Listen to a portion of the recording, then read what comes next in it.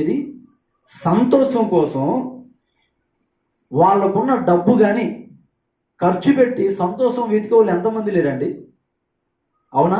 ఈ లోకంలో చాలా వాటిని కూడా సంతోషం కొరకే వెతుకుతారు. మీరు ఎప్పుడైనా చూడండి, ఏదన్నా కామెడీ సినిమా వచ్చిందంటే దాంట్లో ఏమీ ఉండదు, ఓన్లీ నవ్వుకోవడమే ఉండేది.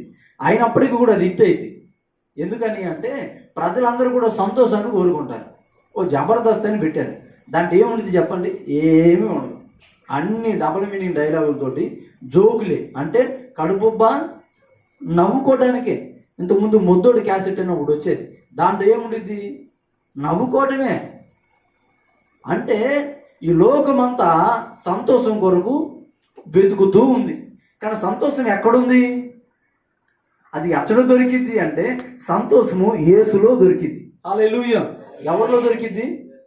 అందుకో భక్తుడు అన్నాడు, సంతోషం ఎక్కడ ఉందని సమాధానమెచ్చట నాకు దొరికేనని, జగమంతా వెతికాను జనులందరినడిగాను, జగమంతా వెతికాను జనులందరినడిగాను, చివరికది నీలోనే కనుగొన్నాను యేసయ్యా, చివరికది నీలోనే. ఈయనంట జగమంతా వెతికాడంట, జనులందరిని అడిగాడంట, సంతోషం ఎక్కడుందయ్యా అని.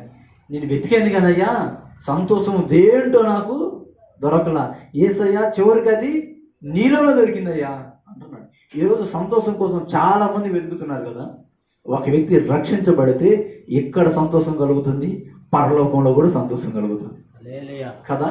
ఈ రక్షణ వల్ల ఈ సంతోషం కలుగుతుంది. మరి రక్షించబడిన ఒక వ్యక్తి ఈ సంతోషాన్ని అనుభవించగలుగుతున్నాడా? ప్రశ్న.